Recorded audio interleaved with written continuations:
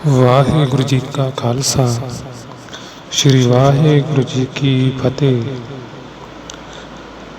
ਕੋਈ ਜੋਗੀ ਰਾਜ ਪੂਰਨ ਸਮਰੱਥ ਮਹਾਤਮਾ ਹੋਵੇ ਤੇ ਉਹਨਾਂ ਨੇ ਜੋ ਕਰਤੱਵ ਸੰਸਾਰ ਵਿੱਚ ਕੀਤੇ ਹੋਣ, ਜੋ ਘਾਲਣਾ ਸੰਸਾਰ ਵਿੱਚ ਘਾਲੀ ਹੋਵੇ, ਉਸ ਨੂੰ ਪੂਰਨ ਤੌਰ ਤੇ ਬਿਆਨ ਕਰਨਾ, ਇਹ ਤਾਂ ਉਹੀ ਕਰ ਸਕਦਾ ਜਿਸ ਦੀ ਸਿਮਰਨ ਤਪੱਸਿਆ ਬਹੁਤਾ ਹੋਵੇ, ਜਿਸ ਦੇ ਸਿਰ ਉੱਪਰ ਸਤਿਗੁਰਾਂ ਦਾ ਪੂਰਨ ਹੱਥ ਹੋਵੇ। ਕਿਉਂਕਿ ਸੰਸਾਰ ਵਿੱਚ ਇੱਕ ਰਵਾਇਤ ਹੈ ਕਿ ਜਦੋਂ ਕਵੀ ਰਾਜ ਜਾਂ ਲਿਖਾਰੀ ਕਿਸੇ ਦੀ ਪ੍ਰਸ਼ੰਸਾ ਦੇ ਉੱਪਰ ਲਿਖਦੇ ਨੇ ਤਾਂ ਉਹ ਉਸ ਨੂੰ ਬਹੁਤ ਵਧਾ ਚੜ੍ਹਾ ਕੇ ਦਰਸਾਉਂਦੇ ਨੇ, ਬਹੁਤ ਵਧਾ ਚੜ੍ਹਾ ਕੇ ਬਿਆਨ ਕੀਤਾ ਜਾਂਦਾ। ਪਰ ਜਦੋਂ ਗੱਲ ਕਿਸੇ ਮਹਾਤਮਾ ਦੀ ਹੋਵੇ, ਉੱਥੇ ਤਾਂ ਸੱਚ ਨੂੰ ਹੀ ਦਰਸਾਉਣਾ ਬਹੁਤ ਮੁਸ਼ਕਲ ਹੋ ਜਾਂਦਾ, ਕਿਉਂਕਿ ਮਹਾਤਮਾ ਦੇ ਉਸ ਕਰਤੱਵ ਦੇ ਅੰਦਰ ਬ੍ਰਹਮ ਸ਼ਕਤੀ ਹੈ। ਮਹਾਤਮਾ ਦੀ ਉਸ ਰਜਾ ਦੇ ਅੰਦਰ ਬ੍ਰਹਮ ਤਾਕਤ ਹੈ। ਇੱਕ ਐਸੇ ਮਹਾਤਮਾ, ਮਹਾਂਪੁਰਖ, ਬ੍ਰਹਮ ਗਿਆਨੀ ਧੰਨ ਧੰਨ ਸਤਿਗੁਰੂ ਬਾਬਾ ਮਨਜੀਤ ਸਿੰਘ ਜੀ ਮਹਾਰਾਜ ਹਿਲਰਾਂ ਵਾਲੇ, ਜਿਨ੍ਹਾਂ ਦੇ ਕਰਤੱਵ ਬਿਆਨ ਕਰਨੇ ਮੁਸ਼ਕਲ ਹੀ ਨਹੀਂ, ਨਾਮੁਮਕਿਨ ਹੈ। ਉਹ ਸਤਿਗੁਰੂ ਬਾਬਾ ਮਨਜੀਤ ਸਿੰਘ ਜੀ ਮਹਾਰਾਜ, ਉਹ ਤਾਂ ਧੰਨ ਸਨ, ਪਰ ਜਿੱਧਰ ਦੀ ਲੰਘ ਗਏ ਸਨ ਉੱਧਰ ਵੀ ਇੱਕ ਐਸੇ ਨਾਮ ਦਾ ਬੀਜ ਬੀਜ ਕੇ ਸੰਸਾਰ ਨੂੰ ਧੰਨ ਕਰ ਗਏ ਨੇ। ਸਾਧ ਸੰਗਤ ਜੀ, ਸਤਿਗੁਰਾਂ ਨੇ ਘਰ ਘਰ ਜਾ ਕੇ ਨਾਮ ਦਾ ਖਜ਼ਾਨਾ ਵੰਡਿਆ ਅਤੇ ਸਤਿਗੁਰੂ ਜੀ ਕਿਹਾ ਕਰਦੇ ਸਨ ਕਿ ਅਸੀਂ ਆਪਣਾ ਬੂਟਾ ਲਗਾ ਕੇ ਉਹਦੀ ਛਾਵੇਂ ਬਹਿਣ ਗਿੱਜੇ ਹਾਂ।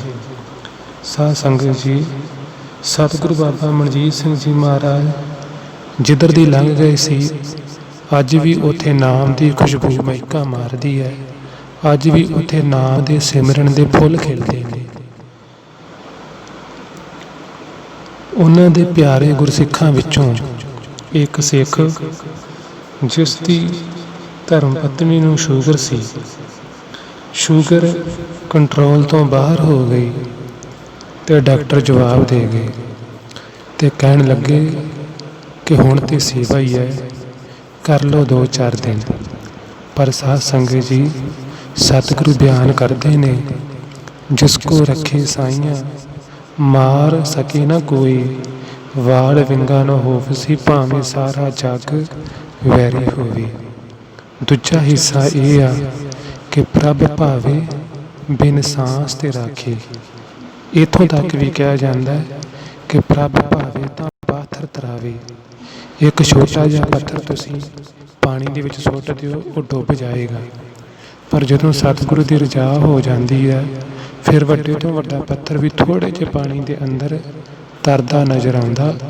ਸਾਧ ਸੰਗਤ ਜੀ, ਉਸ ਸਿੱਖ ਨੇ ਆਪਣੇ ਸਤਿਗੁਰੂ ਬਾਬਾ ਮਨਜੀਤ ਸਿੰਘ ਜੀ ਮਹਾਰਾਜ ਨੂੰ ਯਾਦ ਕੀਤਾ ਤੇ ਸਤਿਗੁਰੂ ਜੀ ਉਹਨਾਂ ਦੇ ਘਰ ਚਲੇ ਗਏ। ਉਹਨੇ ਜਾ ਕੇ ਜਦੋਂ ਸਤਿਗੁਰੂ ਜੀ ਉਹਨਾਂ ਦੇ ਘਰ ਗਏ, ਉਹਨਾਂ ਨੇ ਨਮਸਕਾਰ ਕੀਤੀ ਤੇ ਸਤਿਗੁਰੂ ਕਹਿੰਦੇ, ਸੁਣਾ ਪੁੱਤਰ ਕੀ ਹਾਲ ਆ। ਜਾਣੀ ਜਾਣ ਸਨ ਸਤਿਗੁਰੂ ਬਾਬਾ ਮਨਜੀਤ ਸਿੰਘ ਜੀ ਮਹਾਰਾਜ ਹਿਲਰਾਂ ਵਾਲੇ। ਤੇ ਸਾਧ ਸੰਗਤ ਜੀ, ਅੱਗੋਂ ਉਸ ਸਿੱਖ ਨੇ ਆਖਿਆ, ਉਹਨੇ ਆਖਿਆ, ਸਤਿਗੁਰੂ ਜੀ, ਮੇਰੀ ਧਰਮ ਪਤਨੀ ਨੂੰ ਸ਼ੂਗਰ ਆ, ਡਾਕਟਰ ਜਵਾਬ ਦੇ ਗਏ ਆ, ਕਿਉਂਕਿ ਸ਼ੂਗਰ ਪਾਣੀ ਬਣ ਗਿਆ ਵਾ। ਉਹ ਕਹਿੰਦੇ ਸੇਵਾ ਹੀ ਆ, 2-4 ਦਿਨ ਕਰ ਲਓ। ਤੇ ਸਤਿਗੁਰੂ ਜੀ, ਬੜੀ ਮੁਸ਼ਕਿਲ ਆ, ਬੜਾ ਕਠਿਨ ਸਮਾਂ ਸਾਡੇ ਉੱਪਰ ਚੱਲ ਰਿਹਾ ਤੇ ਕਿਰਪਾ ਕਰੋ। ਤੇ ਸਤਿਗੁਰੂ ਬਾਬਾ ਮਨਜੀਤ ਸਿੰਘ ਜੀ ਮਹਾਰਾਜ ਹੱਸ ਕੇ ਕਹਿਣ ਲੱਗੇ, ਕਹਿੰਦੇ ਪੁੱਤਰ ਤੂੰ ਫਿਕਰ ਨਾ ਕਰ, ਇਹ ਕਿਤੇ ਨਹੀਂ ਜਾਂਦੀ। ਤੇ ਅੱਗੋਂ ਉਸ ਗੁਰਸਿੱਖ ਨੇ ਆਖਿਆ, ਪਿਤਾ ਜੀ, ਸਤਿਗੁਰੂ ਜੀ, ਇਹ ਤਾਂ ਤੁਸੀਂ ਤਸੱਲੀ ਦੇ ਰਹੇ ਹੋ, ਸਾਨੂੰ ਤੇ ਵੱਡੇ ਤੋਂ ਵੱਡਾ ਡਾਕਟਰ ਵੀ ਜਵਾਬ ਦੇ ਗਏ ਨੇ। ਪਰ ਸਾਧ ਸੰਗਤ ਜੀ, ਸਤਿਗੁਰੂ ਬਾਬਾ ਮਨਜੀਤ ਸਿੰਘ ਜੀ ਮਹਾਰਾਜ ਕਹਿਣ ਲੱਗੇ, ਕਹਿੰਦੇ ਪੁੱਤਰ ਲਿਆ ਤੈਨੂੰ ਲਿਖ ਕੇ ਦੇ ਦਿੰਦੇ ਆ ਕਿ ਇਹ ਕਿਤੇ ਹੀ ਨਹੀਂ ਜਾਂਦੀ।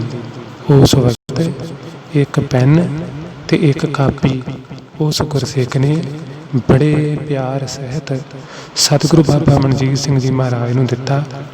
ਤੇ ਸਤਿਗੁਰੂ ਬਾਬਾ ਮਨਜੀਤ ਸਿੰਘ ਜੀ ਮਹਾਰਾਜ ਨੇ ਅਜੇ ਕੁਛ ਲਿਖਣ ਲੱਗੇ ਸਨ ਤੇ ਪੈਨ ਰੁਕ ਗਿਆ। ਜਿਸ ਵਕਤ ਪੈਨ ਰੁਕ ਗਿਆ ਤੇ ਸਤਿਗੁਰੂ ਬਾਬਾ ਮਨਜੀਤ ਸਿੰਘ ਜੀ ਮਹਾਰਾਜ ਆਪਣੇ ਡਰਾਈਵਰ ਨੂੰ ਕਹਿਣ ਲੱਗੇ ਕਿ ਪੁੱਤਰ ਜਾ ਗੱਡੀ 'ਚੋਂ ਜਾ ਕੇ ਪੈਨ ਕੱਢ ਕੇ ਲਿਆ। ਜਿਹੜੀ ਭਾਸ਼ਾ ਜੋ ਕੁਝ ਸਾਡੇ ਪੰਨਾਂ ਨੇ ਲਿਖ ਦੇਣਾ ਉਹ ਇਹਨਾਂ ਦੇ ਪੰਨਾਂ ਨੇ ਥੋੜ੍ਹਾ ਲਿਖਣਾ। ਸਾਧ ਸੰਗਤ ਜੀ, ਉਸ ਵਕਤ ਉਹ ਗੁਰਸਿੱਖ ਗੱਡੀ ਦੇ ਕੋਲ ਗਿਆ, ਉੱਥੋਂ ਪੈਨ ਲਿਆ ਕੇ ਤੇ ਸਤਿਗੁਰੂ ਬਾਬਾ ਮਨਜੀਤ ਸਿੰਘ ਜੀ ਮਹਾਰਾਜ ਨੂੰ ਦਿੱਤਾ। ਤੇ ਸਤਿਗੁਰੂ ਬਾਬਾ ਮਨਜੀਤ ਸਿੰਘ ਜੀ ਮਹਾਰਾਜ ਨੇ ਛੇਤੀ ਦੇ ਨਾਲ ਅਗਲਾ ਵਰਕਾ ਥੱਲ ਕੇ ਕਾਪੀ ਦਾ ਤੇ ਉਹਦੇ ਉੱਪਰ ਕੁਛ ਲਾਈਨਾਂ ਲਿਖ ਦਿੱਤੀਆਂ ਤੇ ਥੱਲੇ ਪੰਜਾਬੀ ਵਿੱਚ ਆਪਣੇ ਦਸਤਖਤ ਕਰ ਦਿੱਤੇ। ਸਾਧ ਸੰਗਤ ਜੀ, ਤੇ ਉਹ ਵਰਕਾ ਉਸ ਗੁਰਸਿੱਖ ਨੂੰ ਫੜਾ ਦਿੱਤਾ ਤੇ ਕਹਿਣ ਲੱਗੇ, ਕਹਿੰਦੇ ਲੈ ਗੁਰਸਿੱਖਾ, ਅੱਗੇ ਤਾਂ ਤੈਨੂੰ ਮੂੰਹ ਜ਼ੁਬਾਨੀ ਆਖਿਆ ਸੀ ਨਾ ਕਿ ਇਹ ਕਿਤੇ ਨਹੀਂ ਜਾਂਦੀ, ਆਲਾ ਹੁਣ ਪੱਕੀ ਮੋਹਰ ਲਾ ਦਿੱਤੀ।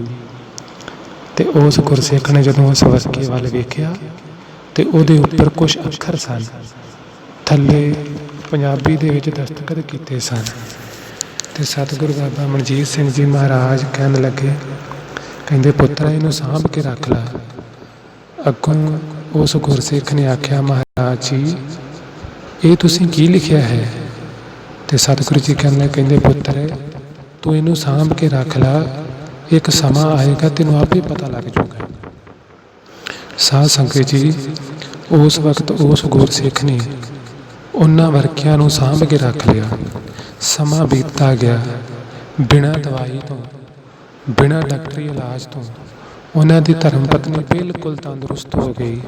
ਐਸੀ ਸਤਿਗੁਰਾਂ ਦੀ ਕਿਰਪਾ ਹੋ ਗਈ, ਐਸੀ ਸਤਿਗੁਰਾਂ ਦੀ ਰਜਾ ਹੋ ਗਈ। ਸਾਧ ਸੰਗਤ ਜੀ, ਸਤਿਗੁਰੂ ਸ਼੍ਰੀ ਗੁਰੂ ਅਰਜਨ ਦੇਵ ਮਹਾਰਾਜ ਬਿਆਨ ਕਰਦੇ ਨੇ, ਪ੍ਰਭ ਜੀ ਵਸੈ ਸਾਧ ਕੀ ਰਸਨਾ, ਸਾਧੂ ਬੋਲੇ ਸਹਿਜ ਸੁਭਾਏ, ਸਾਧੂ ਕਾ ਬੋਲਿਆ ਬਿਰਥਾ ਨਾ ਜਾਏ। ਇਸ ਲੈਵਲ ਦੇ, ਇਸ ਬਿਰਤੀ ਦੇ ਮਾਲਕ ਸਤਿਗੁਰੂ ਬਾਬਾ ਮਨਜੀਤ ਸਿੰਘ ਜੀ ਮਹਾਰਾਜ ਹਿਲਰਾਂ ਵਾਲੇ। ਸਾਧ ਸੰਗਤ ਜੀ, ਹੁਣ ਸਮਾਂ ਕਾਫੀ ਬੀਤ ਗਿਆ ਤੇ ਸਾਧ ਸੰਗਤ ਜੀ, ਸਤਿਗੁਰੂ ਬਾਬਾ ਮਨਜੀਤ ਸਿੰਘ ਜੀ ਮਹਾਰਾਜ ਸੱਚਖੰਡ ਚਲੇ ਗਏ। ਇਹ ਬੇਨਤੀ ਬਹੁਤ ਸ਼ਾਰਟਕਟ ਕਰ ਰਹੇ ਹਾਂ ਤਾਂ ਕਿ ਸਮੇਂ ਦੇ ਅੰਦਰ ਸੰਪੂਰਨ ਹੋ ਜਾਵੇ।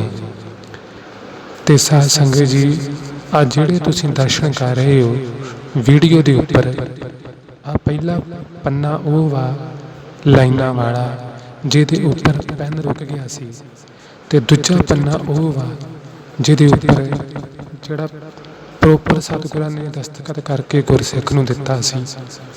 ਹੁਣ ਸਾਧ ਸੰਗਤ, ਜਦੋਂ ਸਤਿਗੁਰੂ ਸ਼੍ਰੀ ਮਾਨ ਸੰਤ ਬਾਬਾ ਮਨਜੀਤ ਸਿੰਘ ਜੀ ਮਹਾਰਾਜ ਸਰੀਰ ਕਰਕੇ ਸੱਚਖੰਡ ਚਲੇ ਗਏ ਤੇ ਉਸ ਵਕਤ ਜਦੋਂ ਸੰਸਕਾਰ ਕੀਤਾ ਗਿਆ, ਜਦੋਂ ਫੁੱਲ ਚੁੱਕੇ ਗਏ ਤੇ ਇੱਕ ਜਿਹੜਾ ਮਸਤਕ ਦਾ ਜਿਹਦੇ ਤੁਸੀਂ ਦਰਸ਼ਨ ਕਰ ਰਹੇ ਹੋ, ਇਹ ਜਿਹੜਾ ਮਸਤਕ ਦਾ ਇਹਦੇ ਉੱਪਰ ਕੁਝ ਲਿਖਿਆ ਸੀ। ਕੁਦਰਤੀ ਉਹ ਗੁਰਸਿੱਖ ਵੀ ਉਸੇ ਦਿਨ ਹੀ ਉਹ ਪੰਨਾ ਲੈ ਕੇ ਆਇਆ ਸੀ। ਕੁਦਰਤੀ ਜਦੋਂ ਉਸ ਗੁਰਸਿੱਖ ਦਾ ਖਿਆਲ ਸਤਿਗੁਰਾਂ ਦੇ ਮਸਤਕ ਦੇ ਉਹ ਜਿਹੜਾ ਹੁੰਦਾ ਵਾ ਉਹਦੇ ਵੱਲ ਪਿਆ, ਉਹਦੇ ਉੱਤੇ ਕੁਝ ਲਿਖਿਆ ਸੀ। ਜਦੋਂ ਉਹਨੇ ਉਹ ਚੀਜ਼ ਵੇਖੀ ਤੇ ਉਹਨੇ ਉਸੇ ਵਕਤ ਉਹ ਪੰਨਾ ਕੱਢਿਆ ਜਿਹੜਾ ਸਤਿਗੁਰਾਂ ਨੇ ਕਾਫੀ ਸਮਾਂ ਪਹਿਲਾਂ ਲਿਖ ਕੇ ਦਿੱਤਾ ਸੀ ਉਸ ਗੁਰਸਿੱਖ ਨੂੰ। ਜਦੋਂ ਉਹਨੇ ਪੰਨਾ ਕੱਢ ਕੇ ਤੇ ਜੇ ਤੁਸੀਂ ਦਰਸ਼ਨ ਵੀ ਕਰ ਰਹੇ ਹੋ ਸਾਧ ਸੰਗਤ ਜੀ, ਉਹਦੇ ਉੱਪਰ ਜਿਹੜੇ ਅੱਖਰ ਲਿਖੇ ਸਨ ਉਹ ਅੱਖਰ ਪੂਰਨ ਤੌਰ ਤੇ ਉਹ ਤੇ ਨਹੀਂ ਸਨ, ਪਰ ਭਾਸ਼ਾ ਉਹੀ ਸੀ। ਕਹਿਣ ਤੋਂ ਭਾਵ ਇਹ ਆ ਕਿ ਸਤਿਗੁਰੂ ਬਾਬਾ ਮਨਜੀਤ ਸਿੰਘ ਜੀ ਮਹਾਰਾਜ ਵੇਦ ਮਾਤਾ ਦੀ ਲੈਂਗੁਏਜ ਵੀ ਜਾਣਦੇ ਸਨ, ਕਿਉਂਕਿ ਇੱਕ ਸੰਸਾਰੀ, ਇੱਕ ਭੰਡਾਰੀ, ਇੱਕ ਲਾਏ ਦੀ ਬਾਣ। ਜਿਹੜਾ ਵਿਸ਼ਨੂੰ ਆ ਇਹ ਬੰਦੇ ਦੇ ਪੁਤਲੇ ਕੱਢਦਾ ਵਾ, ਜਿਹੜਾ ਬ੍ਰਹਮਾ ਵਾ ਇਹ ਬੰਦੇ ਨੂੰ ਰੋਟੀ ਦਿੰਦਾ ਵਾ, ਤੇ ਜਿਹੜਾ ਸ਼ਿਵ ਜੀ ਆ ਇਹ ਬੰਦੇ ਨੂੰ ਮਾਰ ਕੇ ਖੜਦਾ ਵਾ, ਤੇ ਜਿਹੜੀ ਵਿਧ ਮਾਤਾ ਆ ਇਹ ਬੰਦੇ ਤੇ ਮਸਤਕ ਲਿਖਦੀ ਆ। ਇਹ ਕਰਮ ਬਣਾਉਂਦੀ, ਕਰਮ ਲਿਖਦੀ ਬੰਦੇ ਦੀ। ਕਹਿਣ ਤੋਂ ਭਾਵ ਇਹ ਆ ਕਿ ਸਤਿਗੁਰੂ ਬਾਬਾ ਮਨਜੀਤ ਸਿੰਘ ਜੀ ਮਹਾਰਾਜ ਨੇ ਵਿਧ ਮਾਤਾ ਦੀ ਲੈਂਗੁਏਜ ਇੱਕ ਪੰਨੇ ਤੇ ਲਿਖ ਦਿੱਤੀ। ਇਹ ਕੋਈ ਛੋਟੀ ਗੱਲ ਨਹੀਂ, ਇਹ ਕੋਈ ਆਮ ਗੱਲ ਨਹੀਂ। ਇਸ ਤਰ੍ਹਾਂ ਦੀਆਂ ਕਹਾਣੀਆਂ, ਇਸ ਤਰ੍ਹਾਂ ਦੇ ਸਾਧੂ, ਪਹਿਲੀ ਗੱਲ ਤੇ ਇਹ ਕਿ ਇਸ ਤਰ੍ਹਾਂ ਦੀਆਂ ਕਹਾਣੀਆਂ ਸੁਣਨ ਨੂੰ ਹੀ ਕਿਤੇ ਵੱਡੇ ਭਾਗ ਹੋਣ ਤੇ ਤਾਂ ਨਸੀਬ ਹੁੰਦੀਆਂ। ਦੂਜੀ ਗੱਲ ਇਹ ਆ ਕਿ ਇਹਨਾਂ ਉੱਪਰ ਯਕੀਨ ਕਰਨਾ ਕਿ ਇਸ ਤਰ੍ਹਾਂ ਦੀਆਂ ਕਹਾਣੀਆਂ ਹੋਈਆਂ ਵੀ ਹੋਣਗੀਆਂ, ਇਹਨਾਂ ਉੱਪਰ ਯਕੀਨ ਕਰਨਾ ਫਿਰ ਇਸ ਤੋਂ ਵੀ ਵੱਡੀ ਗੱਲ ਹੈ। ਤੇ ਫਿਰ ਬਹੁਤ ਜ਼ਿਆਦਾ ਵੱਡੀ ਗੱਲ ਇਹ ਆ ਕਿ ਇਸ ਤਰ੍ਹਾਂ ਦੇ ਸਾਧੂ ਦੇ ਦਰਸ਼ਨ ਕਰਨੇ, ਇਸ ਤਰ੍ਹਾਂ ਦੇ ਸਾਧੂ ਦੇ ਨਾਲ ਰਹਿਣਾ। ਇਹ ਤੇ ਛਿਨ ਮਾਤਰ ਕਿਤੇ ਘੜੀ ਵੀ ਇੱਕ ਮਿਲ ਜਾਵੇ ਇਸ ਤਰ੍ਹਾਂ ਦੇ ਸਾਧੂ ਦੇ ਦਰਸ਼ਨ ਕਰਨ ਦੀ, ਤੇ ਉਹ ਵੀ ਜੁਗਾਂ ਜਗੰਤਰਾਂ ਦੇ ਕਈ ਕਰੋੜਾਂ ਜਨਮਾਂ ਦੇ ਜਿਹੜੇ ਸਾਡੇ ਕੁਕਰਮ ਆ, ਜਿਹੜੇ ਸਾਡੇ ਮਾੜੇ ਕਰਮ ਉਹਨਾਂ ਨੂੰ ਦੂਰ ਕਰ ਜਾਂਦੀ ਆ ਤੇ ਖੁਸ਼ੀਆਂ ਤੇ ਰੌਣਕਾਂ ਲੈ ਆਉਂਦੀ ਆ। ਇਹ ਜੀਵਨ ਦਾ ਕਲਿਆਣ ਕਰ ਜਾਂਦੀ ਆ।